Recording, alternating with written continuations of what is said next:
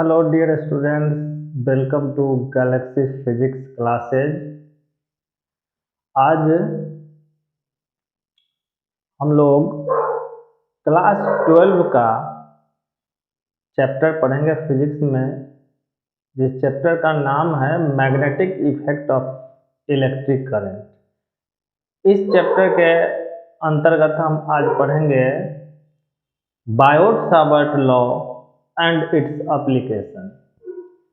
आज के वीडियो में हम बायोट-सावर्ट लॉ पढ़ेंगे और नेक्स्ट वीडियो में इसका एप्लीकेशंस पढ़ेंगे। तो चलिए, आप लोगों का स्वागत है इस चैप्टर में, जिस चैप्टर का नाम है magnetic effect of electric current. उसके अंतर्गत बायोट-सावर्ट लॉ।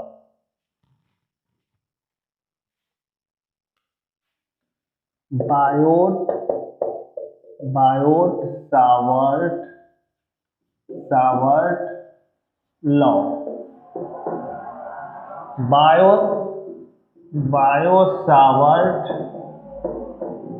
सावर्ट नियम। इस चैप्टर के अंतर्गत हम लोग किसी करंट कैरिंग वायर के एक स्मॉल एलिमेंट द्वारा उसके आसपास स्थित किसी पॉइंट पर मैग्नेटिक फील्ड का कैलकुलेशन करते हैं। यह एक एक्सपेरिमेंटल लॉ है, जो एक्सपेरिमेंट के आधार पर कुछ कंक्लूजन्स निकाले गए और उसी के आधार पर एक मैथमेटिकल फॉर्म में यह लॉ दिया गया। तो चलिए आज देखते हैं बायोट-सावर्ट लॉ। इसके अंतर्गत क्या होता है कि एक हम तार लेते हैं, एक तार हुआ ये, इस तार से करंट फ्लो करा देते हैं। मान लिया कि इस तार से I करंट फ्लो कर रहा है और इसमें हम एक स्मॉल एलिमेंट लेते हैं तार का। मान लिया कि यह AB है, इसका स्मॉल एलिमेंट है जिसका लेंथ हम DL मान लिए, और इस स्मॉल एलिमेंट से R डिस्टेंस पर एक पॉइंट P लेते हैं, जहां पर हमको इलेक्ट्रिक फील्ड मैग्नेटिक फील्ड का वैल्यू निकालना पड़ता है। इसमें ये R डिस्टेंस जो है, इसको हम रेडियस वेक्टर या पोजीशन वेक्टर भी मान सकते हैं। इस वायर से पॉइंट P का पोजीशन वेक्टर, और इस एलिमेंट को DL को हम वेक्टर के रूप में जब लिखेंगे तो यह DL वेक्टर के रूप में लिखेंगे। ये DL और R के बीच का एंगल क्या है? थीटा। तो ये जो करंट ये मैग्नेटिक फील्ड जो होता है, यह मैग्नेटिक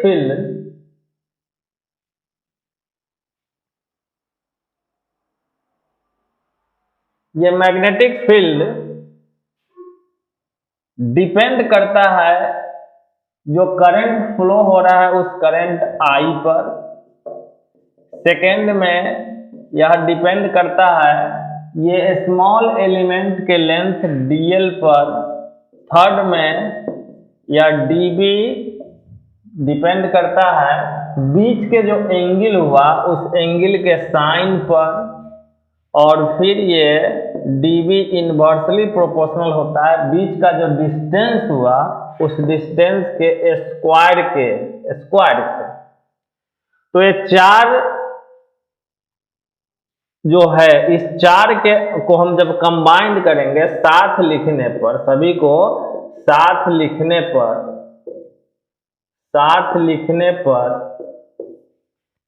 ये क्या हो जाएगा? DB समानुपाती I DL sine theta divided by R square. फिर समानुपाती का चिन्ह हटाते हैं तो एक कांस्टेंट दिया जाता है K, तो K DL sine theta divided by R square. जहां K क्या है? जहां K एक समानुपातिक नियतांक, एक समानुपातिक नियतांक है जिसका मान मात्रक की ली गई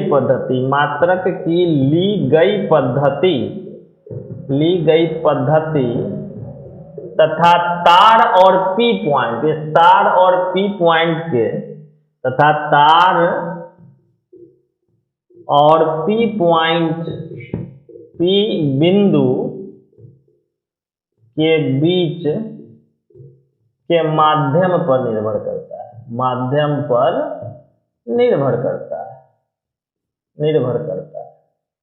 के का वैल्यू।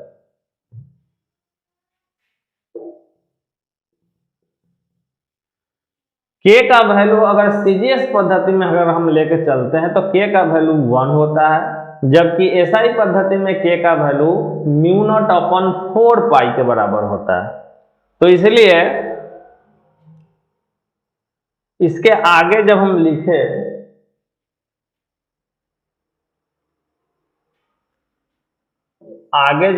इसके,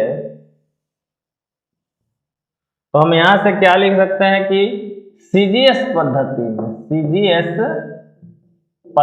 में के का वैल्यू 1 लिया जाता है, 1 होता है। इसलिए dB इज इक्वल टू क्या होगा, के जगह पर जब हम 1 पुट करेंगे तो सिर्फ बच जाएगा I dl sine theta divided by are square. इसी तरह एसआई पद्धति जब लेंगे, एसआई पद्धति में के का वैल्यू होता है म्यू नॉट अपॉन 4 पाई। तो इसलिए dB इज इक्वल टू क्या हो गया, के जगह पर हम बैठाएंगे mu naught upon 4 pi I dl sine theta divided by are square. जहां म्यू नॉट क्या है, तो म्यू नॉट है निर्वात या हवा की विद्युतशीलता, परमिएबिलिटी ऑफ वैक्यूम और एयर। जहां mu naught is equal to क्या है, निर्वात या हवा की विद्युतशीलता,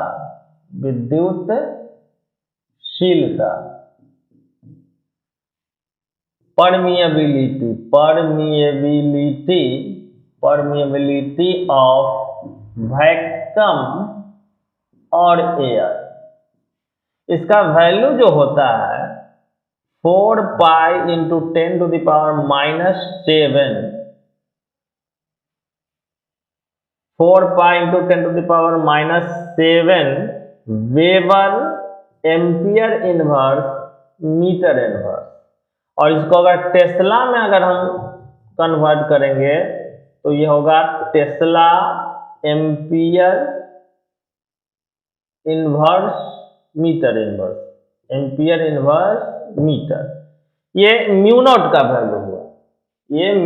वैल्यू हुआ, तो हम म्यू नॉट का इतना वैल्यू जानेंगे जहां म्यू नॉट क्या है, निर्वात या हवा की विद्युतशीलता है, यानी परमिएबिलिटी ऑफ वैक्यूम और एयर है।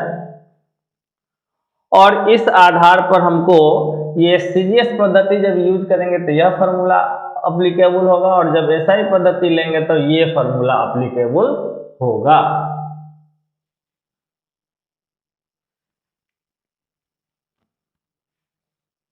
इसके आगे हम जब देखेंगे तो इसको हम वेक्टर क्वांटिटी के रूप में, वेक्टर फॉर्म के रूप में लिख सकते हैं। तो आगे देखते हैं कि डीवी को हम वेक्टर फॉर्म में किस तरह से लिख सकते हैं।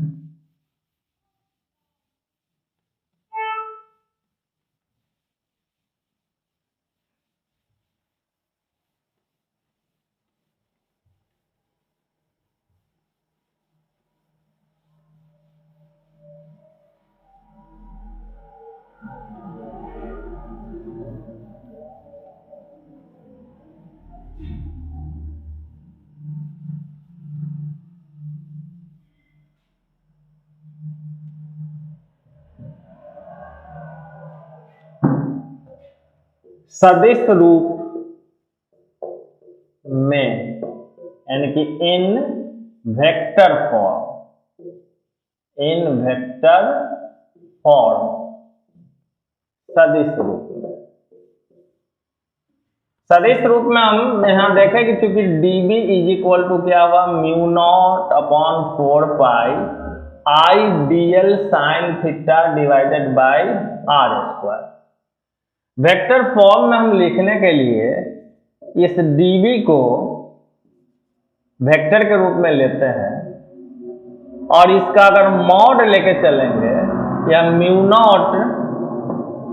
नॉट बाई 4 पाई आई और इसको dl cross r unit vector अगर हम लेके चलते हैं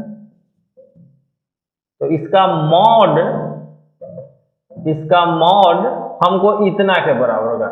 dl क्रॉस r कैप का मॉड क्या होगा, dl साइन थीटा के बराबर होगा, जहां r यूनिट वेक्टर क्या है, तो ये डिस्टेंस जो r है इस डिस्टेंस के डायरेक्शन में एक यूनिट वेक्टर है। कहने का मतलब ये जो दूरी है, ये दूरी की दिशा में हम एक यूनिट वेक्टर के रूप में भी इसको लिख सकते हैं।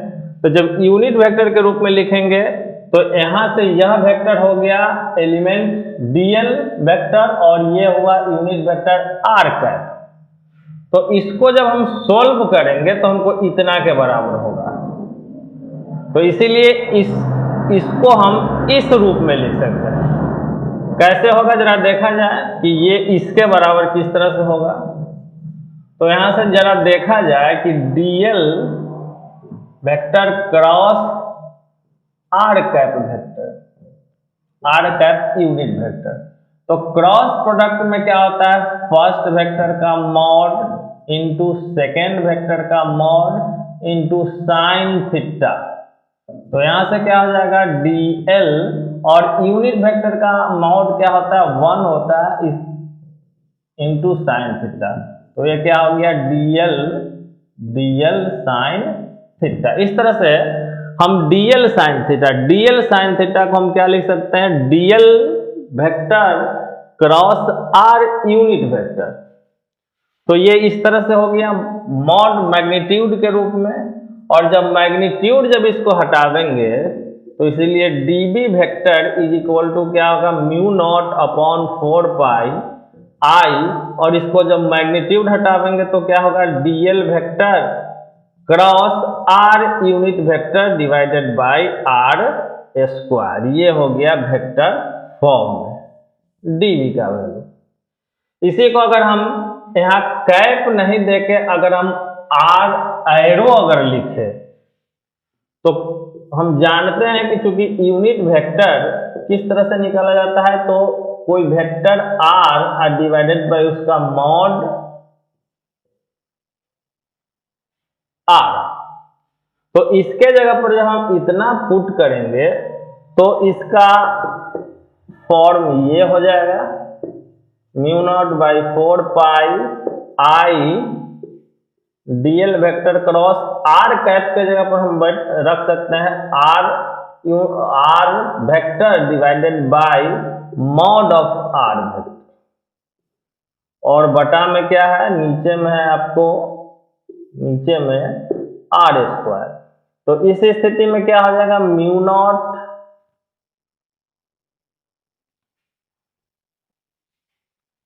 इस स्थिति में क्या होगा, dB vector is equal to I dl vector cross r vector divided by ये r स्क्वायर और मॉड r भी r के ही बराबर हुआ, तो इसलिए r स्क्वायर इंटू r क्या होगा, r क्यूब। तो एक हमको इस फॉर्म में dB वेक्टर निकला और दूसरा इस फॉर्म में। गौर करने की बात है यहाँ पर कि जब हम यहाँ r कैप लेंगे, दैट मीन्स यूनिट वेक्टर जब लेंगे तो डिवाइडेड बाय r स्क्वायर, बटा में r स्क्वायर रहेगा। जबकि अगर यहाँ पर r पोजीशन वेक्टर एक वेक्टर के रूप में ले रहे हैं तो नीचे क्या हो जाएगा, r क्यूब हो जाएगा। तो इस तरह से दो फॉर्म हुआ, जो वेक्टर के रूप में लिखा गया, एक ये और दूसरा ये। तो मैग्नीट्यूड का फॉर्मूला हो गया, डीवी के मैग्नीट्यूड का फॉर्मूला ये हो गया। वेक्टर फॉर्म में आइदर हम इस तरह से लिख सकते हैं और इस तरह से लिख सकते हैं। तो ये इसका मैग्नीट्यूड निकला। अब जरूरत पड़ती है इसके डायरेक्शन की, कि डायरेक्शन किस तरह से इसका निकाला जाएगा। तो आइए देखते हैं इसका डायरेक्शन ऑफ डीवी वेक्टर।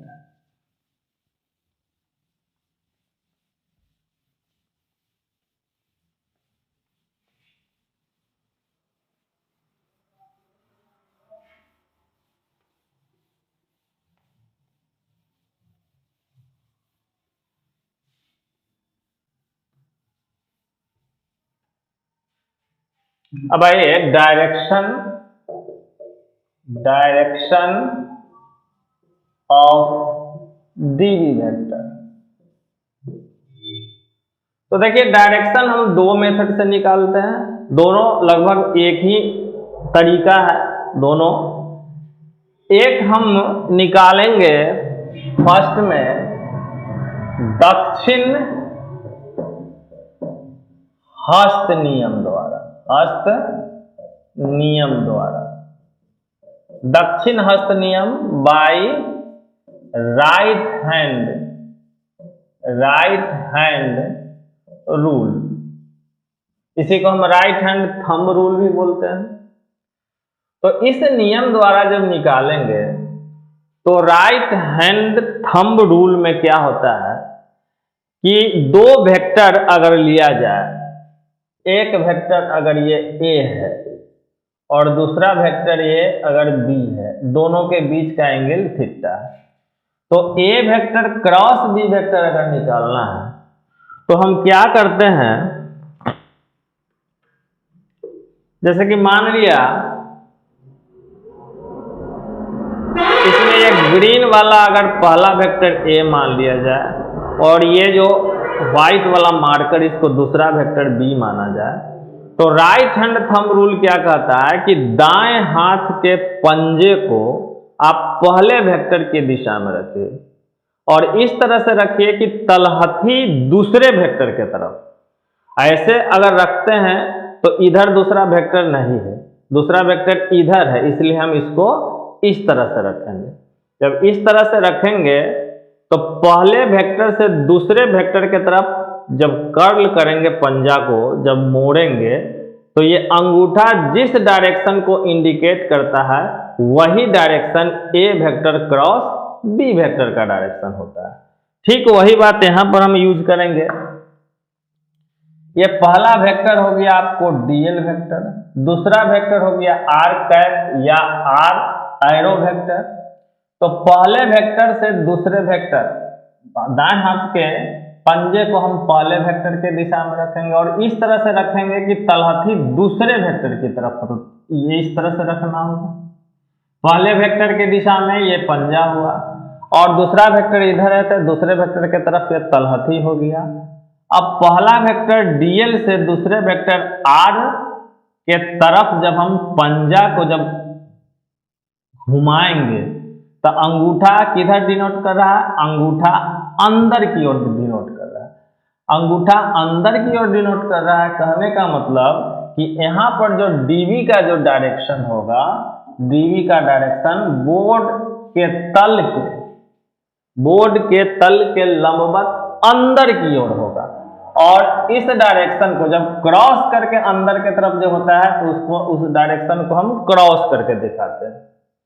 तो इसको हम क्या बोलते हैं कि तल, यानी कि यहां बोर्ड लिखेंगे, आप लोग कागज लिखिएगा, बोर्ड के तल के लंबवत भीतर की ओर। इसी को हम क्या लिख सकते हैं, और away from the observer,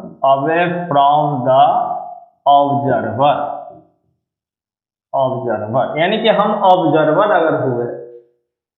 observer हुए तो ऑब्जर्वर से दूर डायरेक्शन में,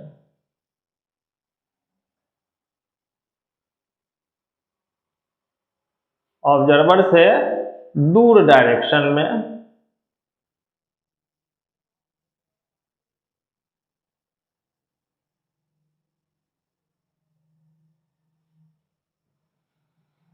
ये डीवी क्रॉस का मतलब हुआ कि इसका डायरेक्शन क्या होगा, अंदर के तरफ होगा, बोर्ड के तल के लंबवत अंदर के तरफ, बोर्ड के तल के लंबवत भीतर की ओर।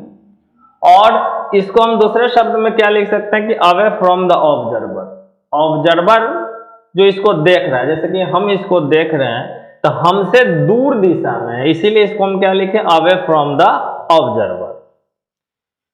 ठीक उसी तरह से मतलब कि दाईं तरफ, तार के दाईं तरफ जब P पॉइंट है तो उस समय डीवी का डायरेक्शन क्या हो गया, अवे फ्रॉम द ऑब्जर्वर, या बोर्ड या कागज के तल के लंबवत भीतर की ओर।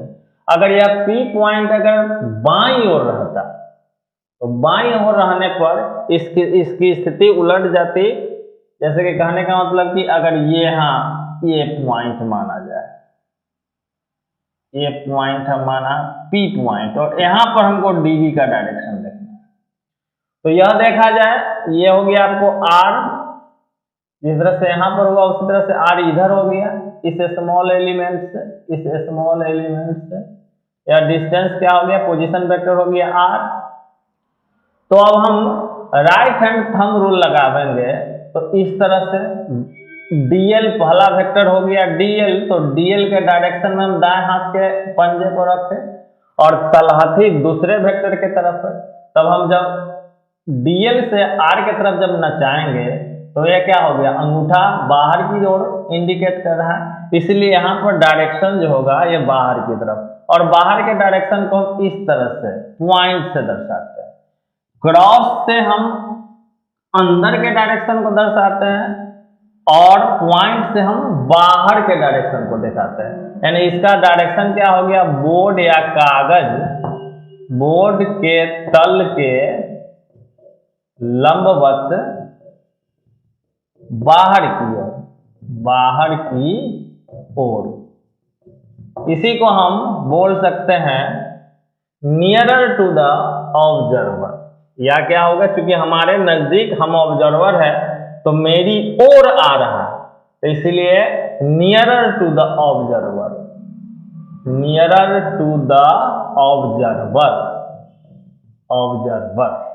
इस तरह से ये डायरेक्शन निकलेगा।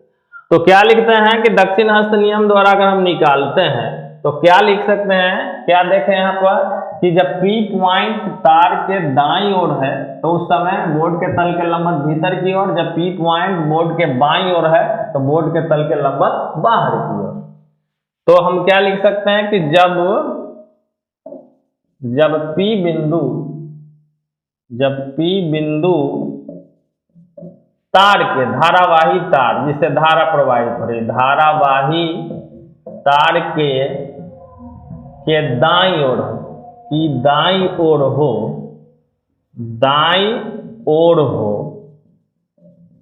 हो तब डीवी वेक्टर की दिशा क्या हो जाएगी, क्या होगा, बोर्ड के तल के लंबवत भीतर की ओर, तल के लंबवत भीतर की ओर,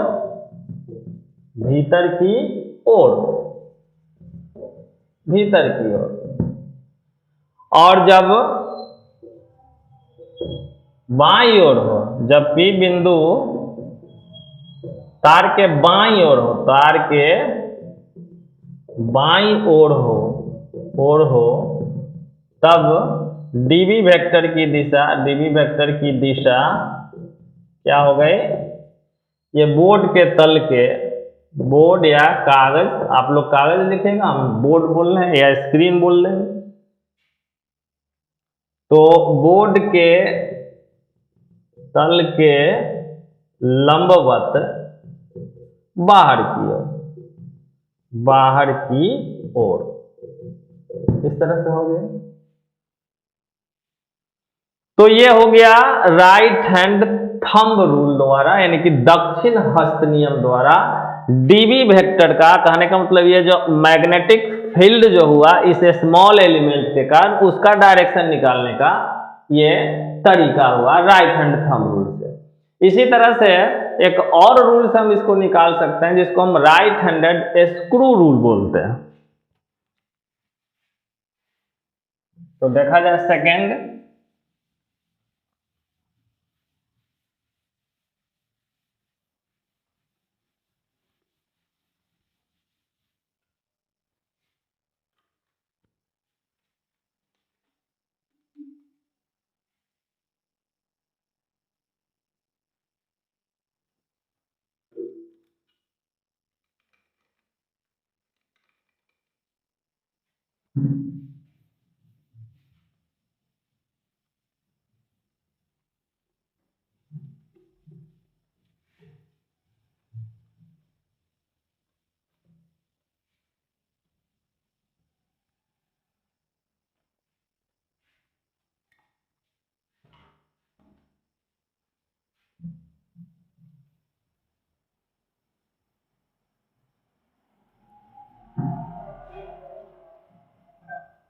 सेकेंड हम देखते हैं बाई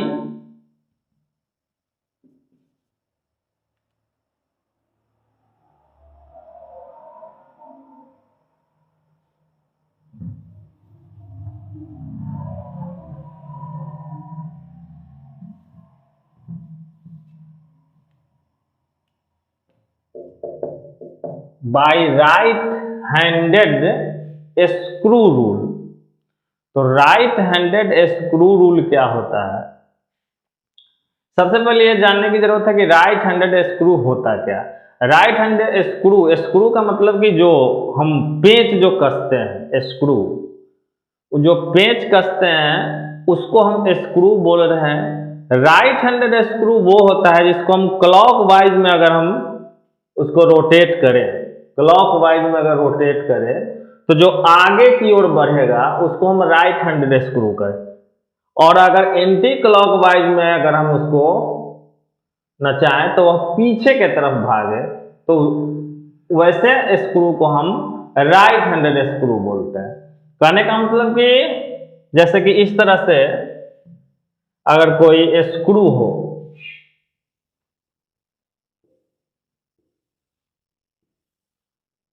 इस तरह से कोई स्क्रू हो,